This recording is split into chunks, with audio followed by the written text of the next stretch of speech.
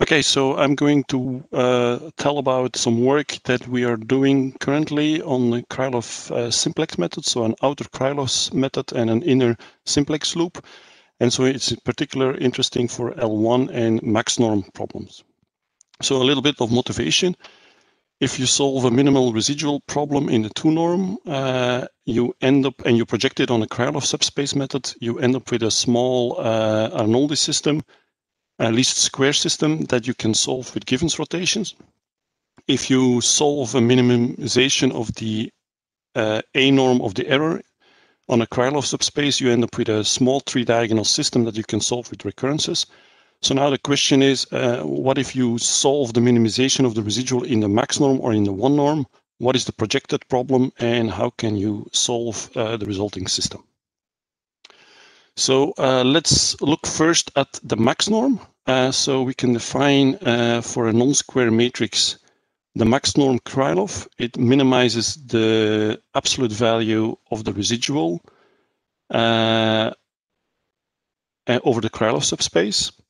And so if you have a basis for this Krylov subspace, it basically means that you have to find the coefficients of the basis vectors that minimizes the max norm of the residual. So it's well known that you can transform this to a linear programming problem. So you have a bound, a gamma, an upper and a lower bound, and for each vector from 1 to m of the residual, it has to lie between these bounds. And so you minimize the bound in such a way that there is a lower and an upper bound for a positive number gamma. So this is transformed in a matrix form. So you have, you can reorder the variables in such a way that the residual appears on the right-hand side as a bound. And then you have a linear system, a linear programming problem where you minimize the cost that depends on the bound and the coefficients. And you have these inequalities that have to be satisfied. Note that you have 2n constraints. And so that means that we will have 2n Lagrange multipliers. So you can look at the dual problem for the Lagrange multipliers. So the Lagrange multipliers by associated with the lower bounds are the lambdas, with the upper bounds are mu's, and they satisfy this system. And so there are 2n unknowns, but there are only k plus 1 conditions here because you project on this Krylov subspace. And that is a result of the complementarity condition. Only k plus 1 Lagrange multipliers will be different from 0. And that means that in the previous problem here, that only k plus 1 constraints will be active. Okay. So let's look at, so we end up basically, if we project it on the Krylov subspace with an LP problem, and the standard form is like this. And typically A is full rank, and you solve this with the simplex method. And so we end up, for a Krylov subspace, we end up with small LP problems. So it's natural to look at the simplex method.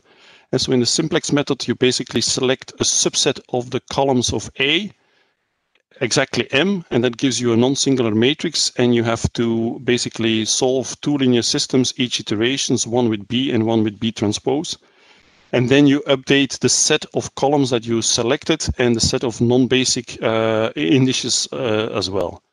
And so this is well studied also in this community, especially when the matrix A is sparse, as you have Bartels Gollop, Forrest Tomlin, and Reed. And so it's well studied. I'm sorry. Okay, so it's well studied. But if you apply it straightforwardly to this projected system, and you reformulate the projected system in the standard form, you have to add slacks, and you end up with a simplex problem with 2n variable, which is of course much larger than the original problem. So this basically calls for a specialized simplex method to solve the projected system. So a little bit of conventions. So we will associate with the lower bounds the indices 1 to n, so now for a square system, and the upper bounds with indices n to 2n. And for a given Krylov subspace, the set of active constraints is denoted with curly b with subscript k. And the optimal subset of active constraints for a given Krylov subspace is denoted with B star. And so there's also a set of non-active constraints. Now, of course, for the first iteration, we already have an upper bound, and it's easy to identify that we have one active constraint. So we take the max of the initial residual, and that gives us an initial bound, and that gives us one index of the active constraint. In this case, it's an upper bound that is active, and so it's so we have this constraint. Now, for the kth Krylov subspace, we have the bound and the k unknown coefficients of the basis vector. So the set of active constraints is basically k plus 1. And it means that for this subset of constraints, we basically have equalities here. And for all the remaining indices, we have a set of inequalities, right? I'm sorry. Okay. And so suppose now that we have found the optimal set for the kth Krylov subspace, and we then move to the next Krylov subspace. So if we expand the Krylov subspace, it means that we have one additional variable because there is an additional basis vector. And so the question is, what should be the initial basic set for the next Krylov set B, right? So what we want to do is we want to create an initial basic set for the next Krylov subspace based on the optimal conditions that we already found for the previous Krylov subspace. So what we do is we will keep the active constraints, the optimal active constraints from the previous Krylov subspace, and then search along this direction of this additional basis vector until we have an additional constraint becoming active. So let's look in more detail at this step. So we define an auxiliary problem to basically create a new basic solution for the next Krylov subspace. So the auxiliary problem is as follows. We formulate that all existing active constraints of the optimal solution of the Krylov subspace have to remain active. And then we minimize the bound in such a way that we satisfy the remaining conditions. And so beta is the set of active constraints from the previous subspace. Okay.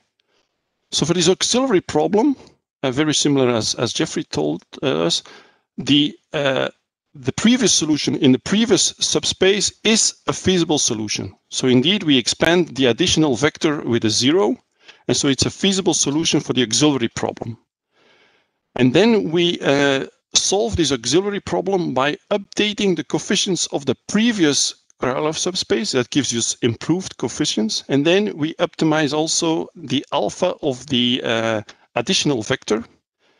And at the same time, we update the bound for the residual.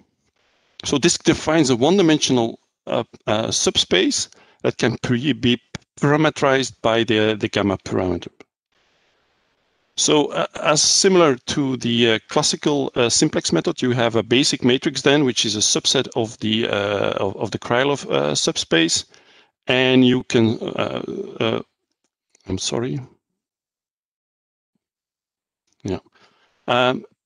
Then you can define a search direction that improves the solution from the previous subspace, Krylov subspace, extended with a 0, to the initial basic feasible set for the new Krylov subspace. And this is a search direction, and there is a step size here. So how large should this step size be? Yeah, you can look at the non-active constraints and then determine the largest step size that you can take until an additional constraint becomes active, very similar as in the simplex method. And you can define this maximal step size that you can do. And this leads then to this problem. So here we have the solution with two active constraints from the previous Krylov subspace. To create an initial basic feasible set for the next Krylov subspace, we keep these two constraints active until we hit another boundary. And so at the same time, the bound diminishes, and you have then an additional constraint becoming active, and that determines already an initial solution in the next Krylov subspace. So we have now a basic feasible solution in the next Krylov subspace. Is this an optimal set? Not necessarily. What you have to do then is look at the dual conditions and the Lagrange multipliers, but that's also a very small system. 10 by 10 if you have 9 iterations, if you're in the 9th Krylov subspace. You solve also this small system to get the Lagrange multipliers. If they're all positive, we have the optimal basic set. Otherwise, we pivot in similar to classical revised simplex, because if one of them is negative, it means that the associated active constraint can be removed and replaced by another one. So it's a classical trick. So this gives us a first Krylov-Simplex method. So why do we call it Krylov-Simplex? So the Krylov is the outer iteration. We expand the Krylov subspace, and the inner iteration is a simplex, right? So we start with the initial residual. We have the initial bound, and we have an initial basic infeasible set, which contains basically one index. Then we calculate this basic matrix for the current active set, and we look for the blocking constraint with the active set from the previous Krylov subspace. We expand it, and then we basically have a simplex loop, a classical revised simplex loop, where we update the indices of the basic set. Once we have found that, we can update the solution by taking a linear combination of the basis vectors. We have the bound, and we expand the Krylov subspace with a nullity. Okay, so some numerical results. First, note that the max norm is always bounded by the 2 norm. And so if we look at for a square matrix and compare GMRes with Krylov-Simplex, we can see some interesting observations. So here in red, I have the GMRes convergence. If I take the residual of each of those GMRes convergence, each of these residuals in the 2 norm of the GMRes, and I look at the max norm of that residual, it's always below, because just the property I've known. The max norm is always below the 2 norm.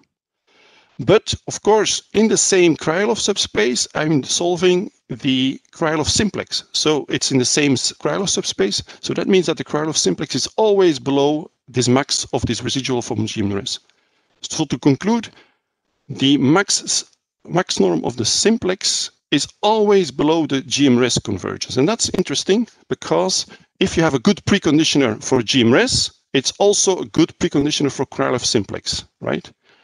And so so you can reuse a lot of convergence properties from Krylov subspace method, and also preconditioner, because you will not do Krylov-Simplex for without precondition for millions of unknowns, because then you have a lot of simplex iterations. No, you want to minimize the simplex iterations.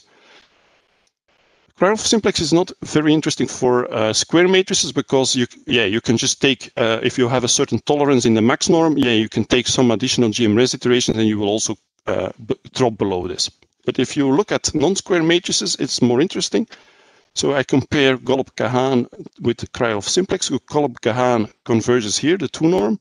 The max norm of the corresponding residual will be lower, and then of course the Krylov-Simplex will even be below that. And even if you stagnate with Golub-Kahan, you will continue to converge with Krylov-Simplex, and you cannot say, okay, I want a certain tolerance. No, you really have to go to the Krylov-Simplex to go below a certain tolerance. Also interesting is to look at this behavior, not as a function of the number of matrix vector products, but as a function of the inner simplex iterations. So here I show the total number of inner simplex iterations. And every cross here is basically when I expand the Krylov subspace. So within here, you see a number of inner iterations. And what you observe is that the simplex, the max norm of the residual drops significantly in the first few iterations of simplex. But then, of course, at the end, it starts to stagnate, because it's really fine-tuning the solution. So it's really not beneficial to really converge the inner simplex iterations. So what we are looking at is very similar to what Jeffrey told us about Newton. Instead of converging the full Newton, take only a few simplex iterations for the inner solution and then expand the Krylov subspace. So it's better to expand the Krylov subspace early and then do a few simplex iterations. So these are many things that you can explore in this algorithm. So to conclude, I haven't told, due to the time limits, I haven't told you anything about the updates of the LU factorizations, because indeed in the simplex method we have to solve small linear systems. And everything in this algorithm that I proposed, there are only rank 1 updates of the same matrix. If you expand the Krylov subspace, there is an additional row. If you update the basic tuples, the basic set, you have basically an additional column. And so you can reuse the factorization of the matrices, and they are all dense matrices, right? So we have some results on Bartels-Gollop and QR updates, but it's preliminary. We also have a very similar Krylov-Simplex method for an L1 norm. So basically minimizing the residual in the L1 norm. You can also formulate a specialized simplex for that. And we are also in the process of exploiting the Hessenberg structure and the 3-diagonal structure if you have a symmetric matrix. And so stability of the reuse of the LU factors also needs to be redone for these dense matrices. Foresee many interesting applications, particularly in inverse problems in many areas. For example, if you have a lithographic machine to illuminate a computer chip, you're not interested in the average error over all the transistors. No, you want to have an accuracy, a max of the accuracy for each transistor. Each transistor needs to be accurate, right? So you want to design, you want to do the lens setting of your optical machine with the max norm. Similarly, in financial applications, you want to have the max of the errors of your model calibration. And so many different complex systems can benefit from good Krylov space methods in the max norm. But also in the L1 norm, there are many applications in sparse reconstruction and data science. So to conclude, I started with what does the projected system look like on a Krylov subspace. So it's a small LP system. If you do it naively and use the simplex, you end up with a very large problem, but you can basically tune the simplex, derive a specialized simplex for the projected system. And that's basically the conclusion. And so this is new work. And so if you have applications or if you're interested in to collaborate, please contact us. There are many interesting numerical analysis that can be done for these interesting Krylov subspace methods. Thank you. Thank you very much. I have the advantage that everybody can hear me here. There is one question here, which was also my question, but I think you answered it already. Would interior point method be better than simplex for large problems? So the advantage of simplex methods is because you have a series of problems. You have solved already the problem from the previous Krylov subspace. You basically can then warm start the simplex problem for the next Krylov subspace. So you have already a good basic initial set, and you can reuse the factorizations. So indeed, interior points can be used to solve for each Krylov subspace the LP problem, but there is no warm starting for interior point method. So it's very natural to use the simplex method, as in because you're in a similar situation as in branch and bound, where you can reuse the previous basic set. Note here that I'm basically doing a primal simplex and not a dual simplex, because in branch and bound you typically use a dual simplex. Yeah, thank you. I have one more short question. You compared this method with standard methods, the iteration history, but what about complexity? Is it comparable? Yeah, so indeed, since we can reuse the factorization, so difference rotations is basically the GMREST is, of course, you have the difference rotations. You have to do only a few operations for each step. But what we learned in many problems is solving these small systems is not really the bottleneck. And so basically the strategy that both Jeffrey and I are solving is that looking at more advanced inner solves in Krylov subspace methods. because yeah, I think there is an opportunity there to look at more advanced inner solves. Basically, have an outer Krylov iteration and an inner loop. And it's also beneficial in many inverse problems where you have an inner loop, a Newton iteration, and a Krylov on the outside instead of a Newton-Krylov method. And so here as well, we believe that an outer Krylov method will organize the iterations in a more efficient way, because you can reuse the subspace and the small systems from the previous iteration. And so basically what we think is that we can do more advanced inner solves than just solving a linear system do a few recurrences in the case of conjugate gradients.